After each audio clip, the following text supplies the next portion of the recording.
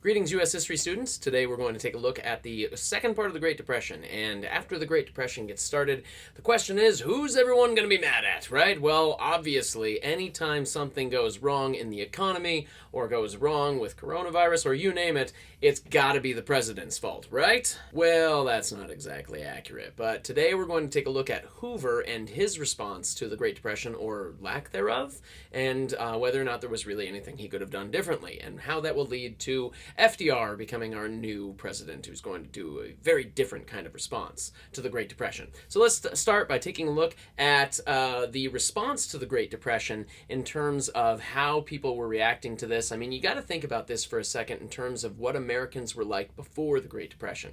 I mean, today in America, you see a lot of people that are maybe willing to have some handouts from the government, or definitely willing to have some handouts from the government. There's a very political issue still today about, healthcare, universal health care, or unemployment insurance, or those kinds of things, like the bailout that we're doing right now with the coronavirus deal. That was not something that would have happened pre-Great Depression, because the government would have stayed out of these aspects. That's a little thing we call laissez-faire, and most Americans were not willing to stand in line to get food, or not willing to stand in line to get a handout of any kind. And so you got to imagine the absolutely emasculating effect psychologically that this would have upon males at this time, especially proud males that were always the breadwinners, and now they can't earn their daily bread for their family, and so emasculating them, meaning making them feel effeminate and lesser. And so this will have a big effect psychologically on America. And so if a man comes up and says, "Brother, can you spare a dime?" that's like, essentially, "Hey buddy, you got a dollar I can have." That kind of thing would have been very hard for a man at this time to do for many people. But now it's almost a necessity, because now millions are jobless, homeless, penniless. We see some changes to the American lexicon from this. We get some new vocabulary terms like hobos, which are wandering guys that don't have a job at the moment, and then tramps, because you're tramping around looking for a job, not tramp the way that we use it today, which means, a loose woman. Instead, it's a man that's tramping around looking for a job. And then often what men would do at this time is they would ride the rails, which becomes a slang term for looking for jobs. Riding the rails meant that you were illegally jumping on the back of a train car to go to the next town to find a job. And often men who do this have to leave behind their families, and so it's a very difficult decision to make. Also very bad for the American family at this time. And then, so some other terms that come into play here that are kind of fun are Hoover blankets. Okay, so we've got some Hoover blankets that are newspapers that you use to keep yourself warm as you're lying on park benches at this time, because obviously who's to blame? Hoover. And you see a lot of him in the newspapers talking about, hey, where everything's going to be okay. Well, tell that to the guys living in the Hoovervilles. Hoovervilles are shanty towns that they're naming after President Hoover, of course, because obviously he's to blame, not the banks, not the stock market, not the American people for being idiots. It's the president who's to blame. Now, another fun thing that they've got at this time are Hoover flags. Now, a Hoover flag looks like this. I'm walking around, I got nothing in my pockets, so ergo, I'm flying my Hoover flag right now, and it's full of lint and not pennies. Now, as if the Hoover flag isn't fun enough, right? Another thing that you'd have at this time is Hoover soup. Okay, so when you go into a diner, there's always some stuff that they give out as, a complimentary thing as you're about to begin your meal before the waitress shows up. I mean, she always leaves with you a cup of water, right? So I've got some water. You know what else they leave on the table for you? Often some crackers. And then we've got also some ketchup and mustard. Mustard and ketchup. And so what can you do? We've got the makings for a soup. Let's go ahead and try some. All right, so we're going to start by adding a little bit of mustard to it. Then we've got ourselves a little ketchup as well. Crackers. Yeah. Oh, wow. And then you go in, you stir it up. So before the waitress comes back to take my order and give me anything that I'm going to have to pay for, I just go ahead and drink myself some Hoover soup. Oh, this is so amazing. I'm tasting history right now, and it is god awful. Oh, the things I do for you people. Oh, Oh, lunch is canceled. There's a big fear right now also about suicide rates. A huge problem, which is no laughing matter whatsoever for the time period where suicide rates are going to soar. But sadly, or maybe with a little dark humor, some hotels in New York City, Chicago, and other places with high-rise hotels at this time are going to have a question that they will ask anyone who comes to check into the hotel, and they will ask them, are you planning on staying or jumping? Oh boy. Oh, why am I still drinking that? I mean, this is the kind of thing that happens a lot throughout American history. If you take a look at the suicide and business cycle rates here, suicide rates were tremendously large during the time period of the Great Depression.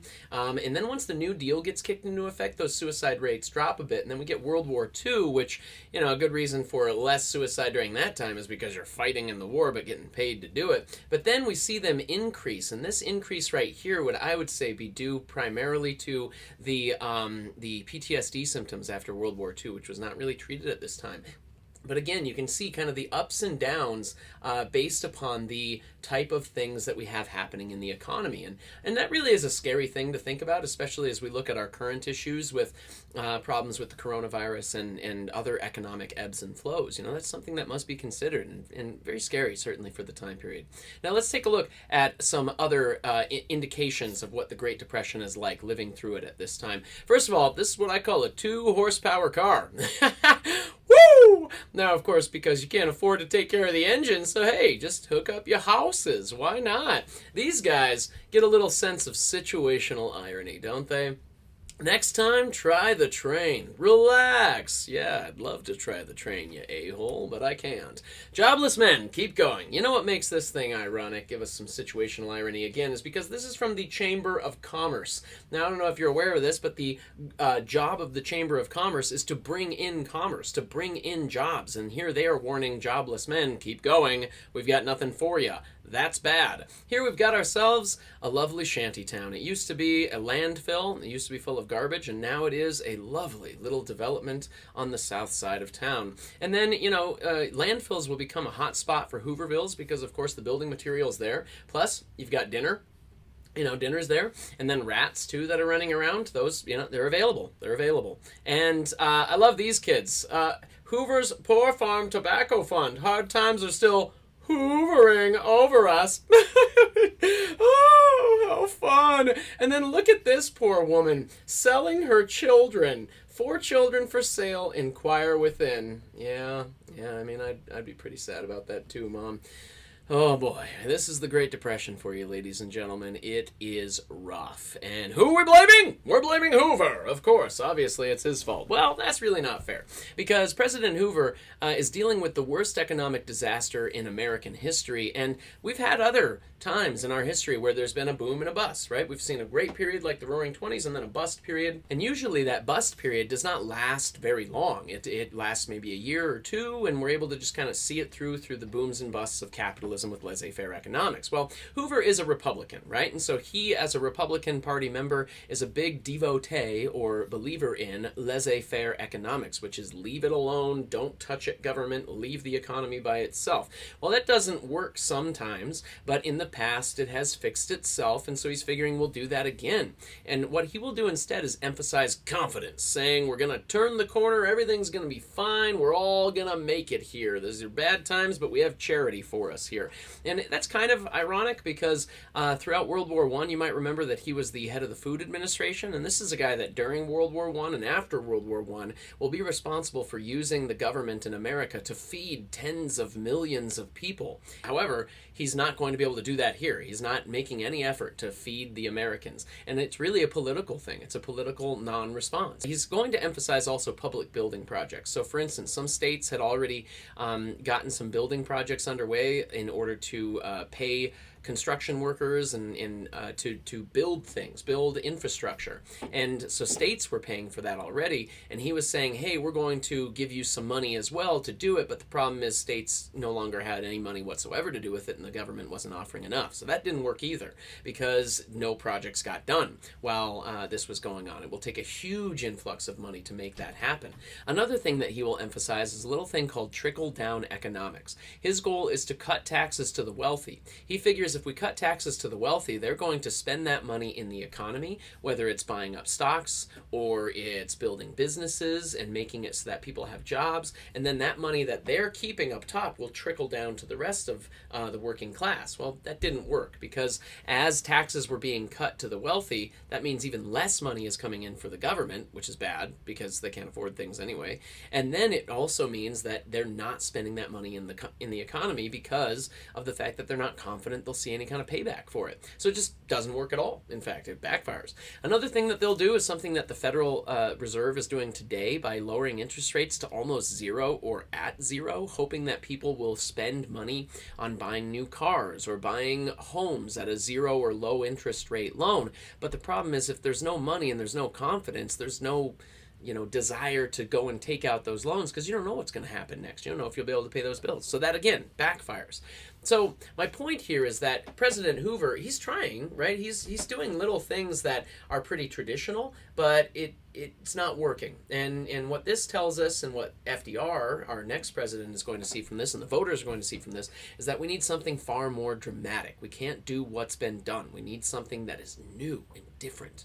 All right, now another reason this has to happen soon is because the Depression is going to hit Europe in 1931. So the United States is no longer able to pay Germany money. And so since they can't pay Germany money, that means that Germany is not going to pay the Allies their war debt that they owe. So that means the Allies are not going to pay back the war debt that they owe to us. And then what's going to happen is a bank in Vienna is going to close. It starts a scare that leads to a run on banks throughout Europe. Right, we had 1 out of every 4 Americans unemployed in America during this time period, but Germany's going to get hit even worse. Like in places like Berlin, they'll see 50% unemployment, and nationally it'll be hovering around 30% unemployment, right at the same time that Hitler and the Nazis are running for office, promising to fix it. And in fact, they will fix the Great Depression faster than anyone else in the world. And that's because, unfortunately, Hitler comes in and does a lot with the economy. So we, as Americans, are watching this situation in Europe, and it only makes our situation worse because now banks have even less money.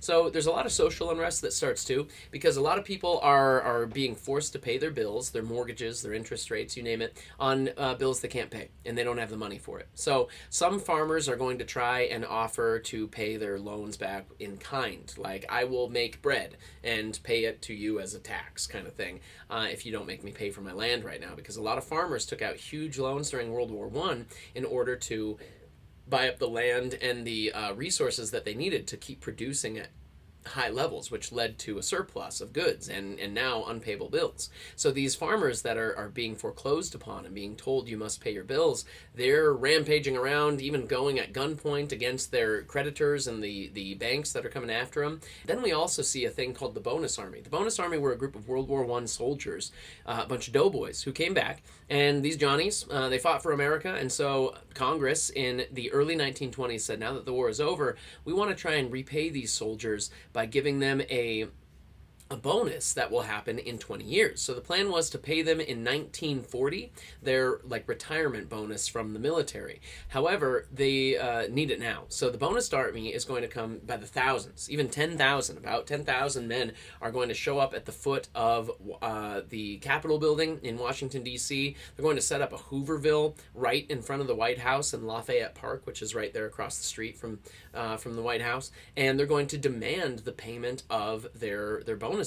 And you can imagine that this does not look good for President Hoover, because this is an election year. And in an election year, you've got these Bonus Army veterans that are sitting there in D.C. demanding the payment of this money that they can't pay. So Hoover is going to talk to Congress and ask them to pay for these men's train tickets home. Part of that is just to avoid the potential for a riot that could happen. Part of that is also it'll help him in the election season. It doesn't look good with this happening for him. So Congress will agree to pay for their train tickets. However, about 2,000 men are going to stick behind and refuse to leave until those bonuses are paid. Some of them have their families with them. They just refuse to go anywhere. And so Hoover is going to call out the National Guard. Now, unfortunately, the National Guard is going to be led at this point into battle against these men. It starts with cops, and then it leads to infantrymen, and then it leads to tanks. And leading these infantrymen and tanks are George S. Patton and Douglas MacArthur and Dwight D. Eisenhower. These are guys that are later going to be the heroes of World War II. And they're going to come in with all kinds of firepower, bust some heads. A lot of them will be injured. Only one person is going to die, and that one person was an 11-month-old baby. All right, an 11-month-old baby who died from tear gas poisoning. So this is an election season. Hoover is supposed to be kissing babies, not killing babies, and here he is killing them. This doesn't look good, right? Does not look good. So in pop culture, I like to look at the pop culture from the time period to see what are people thinking about all these things and how's it going for them. First, we get a hit song. First, it was done by Bing Crosby, a very famous singer of the time period, but I'm going to play for you from Oh Brother, Where Art Thou, because it's a far better soundtrack, a song that was very famous at the time called Brother, Can You Spare a Dime?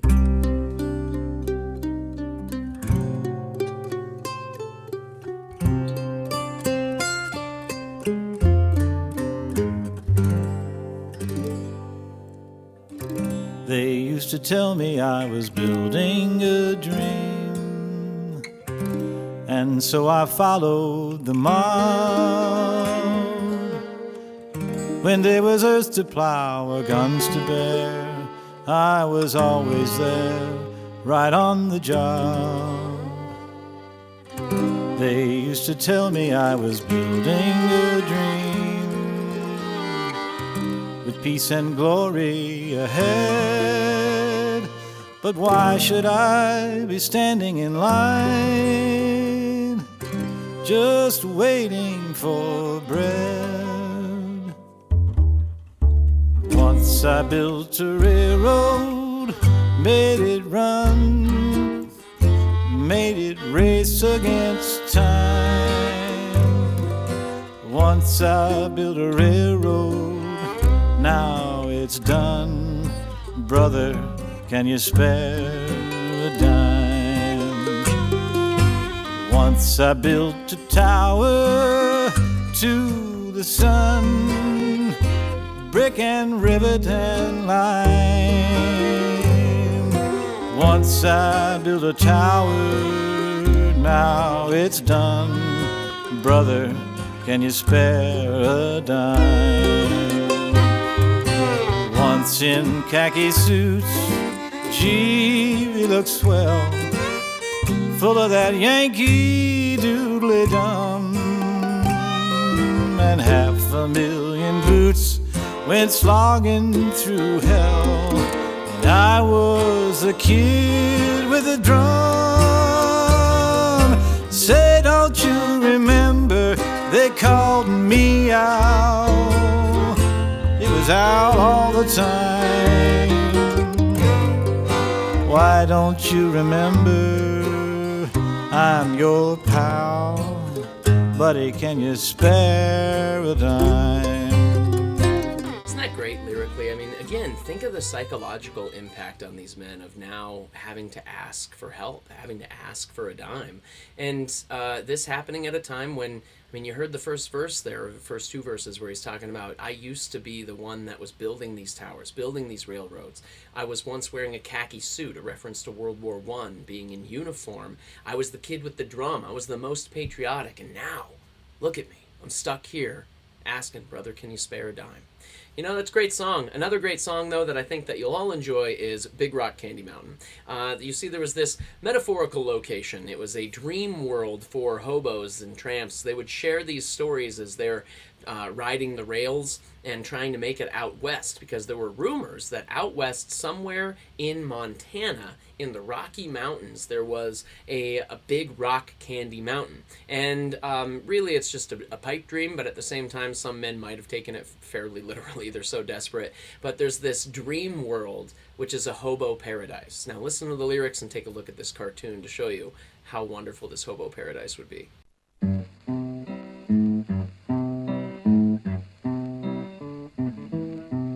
One evening as the sun went down and the jungle fire was burning, down the track came a hobo hiking, and he said, boys, I'm not turning. I'm headed for a land that's far away, beside the crystal fountains. So come with me, we'll go and see the big rock candy mountains. In the big rock candy mountains, there's a land that's fair and bright, where the handouts grow on bushes and you sleep out every night, where the boxcars all are empty and the sun shines every day on the birds and the bees and the cigarette trees, the lemonade springs where the bluebird sings. In the big rock candy mountains, in the big rock candy mountains, all the cops have wooden legs, and the bulldogs all have rubber teeth, and the hens lay soft-boiled eggs.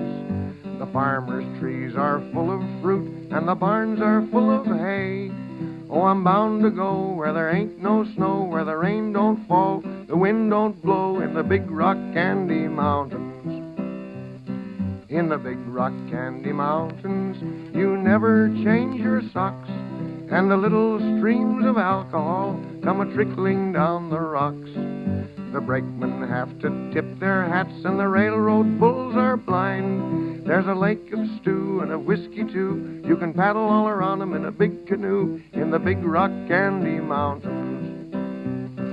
In the big rock candy mountains, the jails are made of tin, and you can walk right out again as soon as you are in. There ain't no short-handled shovels, no axes, saws, or picks. I'm a-going to stay where you sleep all day, where they hung the Turk that invented work, in the big rock candy mountains.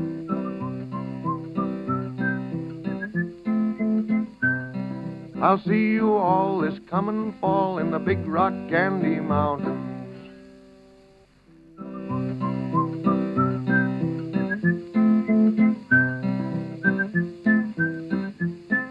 I'll see you all this coming fall in the big rock candy mountains.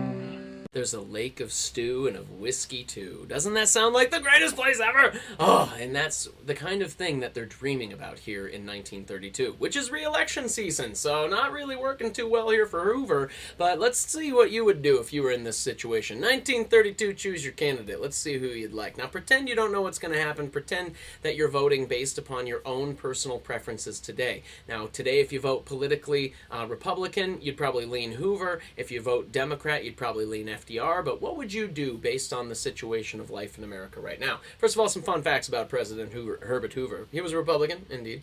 Also, he was the first president born west of the Mississippi. That's exciting. And he became an orphan at age 9. And so he, along with Andrew Jackson, they're the only two presidents that were ever orphans. So that's kind of an interesting fact. They were up from nothing. He started from the bottom, and now he's here. I mean, hey. He was a member of the inaugural graduating class at Stanford University. Very exciting. They're pretty proud of that. He was also the head of the Food Administration during World War I, and they fed tens of millions both during and after the war. Fun fact, he's also going to do something along these lines after World War II. He'll still be alive at that point. And he's going to be the head of kind of like an international committee to help war refugees and get a Nobel Prize for that as well. His first politically elected office ever was President of the United States. And there's only one other president in history that can share that same claim, and that person, of course, is Donald J. Trump. And I think both men have learned through the turmoil of being president how hard it is to jump into politics just like that. But sometimes it helps to have that experience. Certainly Herbert Hoover's learning this the hard way as he's struggling to do this. Now, he was nominated 5 times for the Nobel Peace Prize. What a guy. I mean, he's a good guy. He's doing great things internationally and in America, too. The problem is he's been dealt a bad deck of cards here, and he's trying to decide, how do I help Americans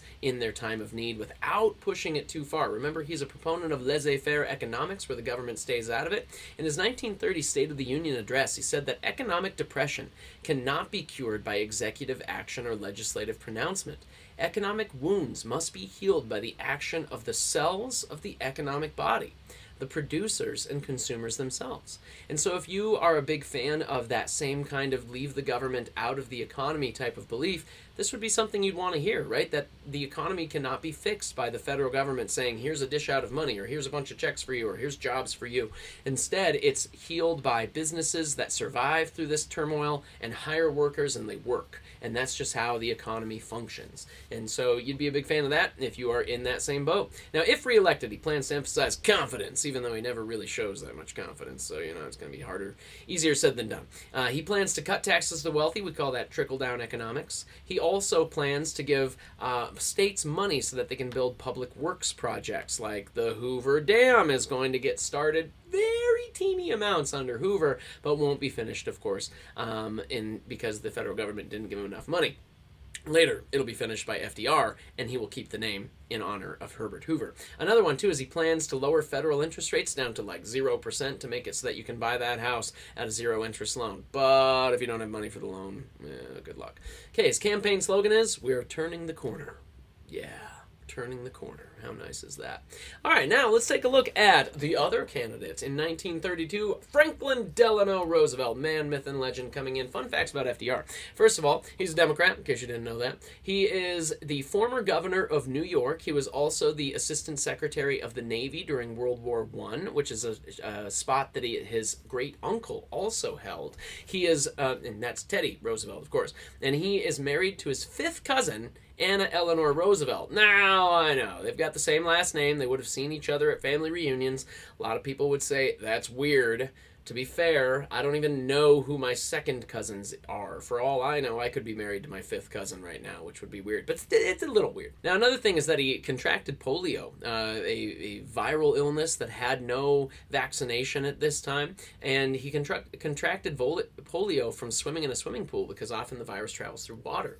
And so it crippled his legs, and it made it so that he always needed to either be in a wheelchair, which is where he was most comfortable, of course, but he refused to let anyone see him in a wheelchair if he was in a political kind of situation. So you might notice here, he is standing. And the reason he's standing is because he has braces on his legs, similar to Forrest Gump, if you've seen that movie. So metal braces going down his legs. He always walked with a cane, which was seen as just like a socially cool thing to do, but for him it was a very important brace to keep him standing up. And then as he stands at the podium for speeches, he always holds on to the podium, or often he will be arm in arm with like his son, who was there with him through a lot of his politicking. And so he would be, braced somehow. Now, when he was in meetings in the White House, he actually had the desk of the Oval Office expanded so that his wheelchair could fit underneath the desk comfortably without anyone noticing. And then they closed off the front of the desk to what it is now, where it's a closed barrier, whereas before it was not. And so all of this done so that he wouldn't show any quote-unquote weakness. But how cool is that? I mean, someone that was able to overcome that, but also at the same time, we had a president who was in a wheelchair, and he didn't let anyone make him feel like he was less for that. He just found ways to overcome any kind of stigma that might be part of that. Although I really like the fact that now they're coming out with statues of FDR in his wheelchair to show this is the real him, which is something I think we got to embrace. Now, unfortunately, FDR is going to have a sordid love affair with his former secretary, Lucy Mercer, who was someone that he worked with when he was governor, and then she is going to be really, unfortunately, one of the loves of his life. And I say one of because he loved Eleanor Roosevelt as well on a deep and emotional level. There's some theories that Eleanor Roosevelt might have been gay and that they didn't really connect on that kind of level. They had children, but they didn't connect on like the physical and emotional level that you normally would in a marriage. But they were partners in terms of everything else. Like they could not live without each other, honestly. But at the same time, unfortunately, he's going to seek that other aspect with a mistress, his secretary, and sadly that is the woman that he actually dies in the arms of, because he was getting his portrait done in 1945, in the spring of 1945, and as the portrait artist was painting him, he had a severe stroke and ends up falling into Lucy Mercer's arms, who was there with him at their little romantic retreat. So unfortunately, that's a thing. Spoiler alert, he'll be the only president to get elected to 4 consecutive terms, but he'll die in the middle of that 4th term. So he'll set a record with that one. He'll be the only president to do it. Now, choose your candidate based upon the following views of FDR here. He believed that the government should take an active role in helping offset the effects of the Great Depression, that we should end this economic downfall with active government participation, including handouts, if you will, but really getting America back to work with what he calls welfare capitalism. Before FDR, there was no Social Security benefits for people that wanted to retire. You had to depend on charity and your family or just dying early. There was also no unemployment insurance. There was no benefits for people in terms of, like, if I get fired, is there any kind of way that I can make it other than charity? He decides that we need to have temporary welfare capitalism, and emphasizing for him temporary. That's not what our government has become, unfortunately, but that's certainly what he's emphasizing, is that there's a safety net when we need it. This is a time of need. We provide the safety net. We provide the opportunity for people to get back to work. Now, this is going to require some government spending, but the government doesn't have money. Tax dollars not coming in. So this is a little thing that we call deficit spending. So there's this guy named John Maynard Keynes, and he came up with this theory called Keynesian economics. Keynesian economics states that governments are responsible for priming the pump of the economy by putting money into it so that money can get going, okay? So that money is flowing throughout the economy to make sure that workers themselves, businesses are thriving, workers are having jobs, you name it. So it requires basically a big government credit card that we're doing some deficit spending, and later will be paid back through the influx of tax dollars that we will get from all of this great benefit that we see from people actually being at work. He also says he's willing to experiment. He had a famous quote where he said, "I have no expectations of making a hit every time I come to bat, but what I seek is the highest possible batting average." Now, he's proposing a new deal for the American people. This new deal has a few different parts. First of all, short-term, temporary emergency relief for the unemployed. And I would also emphasize here what he said, temporary. It's just to get us back on our feet, and then the government will step back into its role of not being active. So emergency relief for the unemployed temporarily, promoting industry through a bailout of industries, basically giving them a loan that they'll be able to pay back through tax incentives later. They'll be able to pay it back through their taxes. But right now, we just want to keep them afloat because they're the employers. We got to keep them up. All right, another thing, too, is aid to farmers. Farmers are not able to make it right now. And if we don't have farmers, we don't have food. It's as simple as that. And this is at a time when farming was not done on a huge corporate scale. It was done not by corporations, but by small-time farmers. So if we don't have them, we're screwed. So we're going to aid them by asking them to actually not farm. Because by not farming, it makes it so that demand increases because supply is decreased. And when that happens, the farmers make it, we might pay higher prices on food for a little while, but at least we've got food coming in. So, it's a crazy experiment, but it ends up working really, really well. And then providing Social Security for everybody over the age of 65. Now, keep in mind that 65-year-olds right now are pretty stinking old, right? So Social Security was this thing, of course, where we're going to work. The workers that can work will work and contribute to Social Security, which means that grandma and grandpa can collect on that. But keep in mind that the average life expectancy for males at this time was 70, and the average life expectancy for females at this time was 72. So you're not going to see that long of money from workers going to grandpa and grandma through Social Security, like 5, 6, 7 years maybe. Whereas now it's more like 85 for the life expectancy for males and 88 for women. And so that's why we're having problems today, because there's a much longer duration of time, more than a decade of time that needs to be paid for by the American workers. So at the time, it makes perfect sense. Today, we need to make some changes probably, but that's the plan. And his campaign slogan is, "Happy days are here again." So I want you to imagine that you're one of those workers that's stuck, unemployed. You're flying your Hoover flag right now. You've got yourself what's left of your Hoover soup, and you're standing out there waiting for FDR to come up on the stage, and you're waiting to see, is this guy going to be able to tell me what I need to do to be able to get back on my feet? And here's the campaign slogan song they're going to play.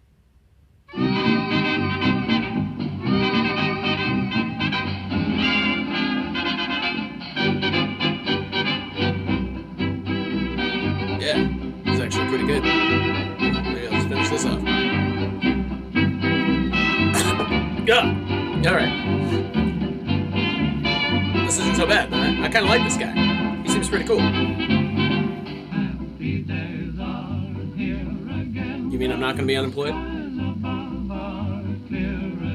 You mean I've got a chance to feed my family? Yeah, I'm feeling pretty good. You know what? Maybe I'll just put this Hoover flag away. Yeah, you know what? I think I can depend on this guy. This guy has got the answers I need. We're going to end the Great Depression! Ah, thank you, FDR! And so the man that we're going to vote for, are we going to play it safe with Hoover, or are we going to look to our next president? And God bless America with active government. You can bet the American people are going to big time choose Franklin Delano Roosevelt. Huge landslide here for FDR. As you can see, it's actually the fourth largest presidential landslide in Electoral College history. Fourth largest, 1932. Hoover's not even able to take his home state of California, unfortunately. So he gets very little support here from the Electoral College. And so, like I said, jot these down, right? The fourth largest in presidential history landslide was 1932, and we don't count George Washington's elections. Okay, so the third largest landslide in American presidential history was in 1984, when Ronald Reagan was running for re-election, and he kicked some serious tail there. The second largest landslide in American presidential history was actually in 1936, when FDR was running for his second term of office. Huge landslide there. We'll talk about it a little bit later in the notes. And the first largest landslide in American presidential history. Any guesses? 1972, Tricky Dick. All right, so the man, I am not a crook, who cheated in the election, he cheated on this one. Really no reason to, because the guy he was running against was from South Dakota. Okay, and as you can see, South Dakota, not going to get a whole lot of electoral votes, but Tricky Dick cheats and ends up winning the election in the first largest landslide in American presidential history. Was it a legit win? Not really, but still we're going to count it as our number one. So there you go. There is the life in the Great Depression and blaming Hoover. In our next video, we'll take a look at the New Deal and how FDR's plans are dramatically different. Thank you for watching.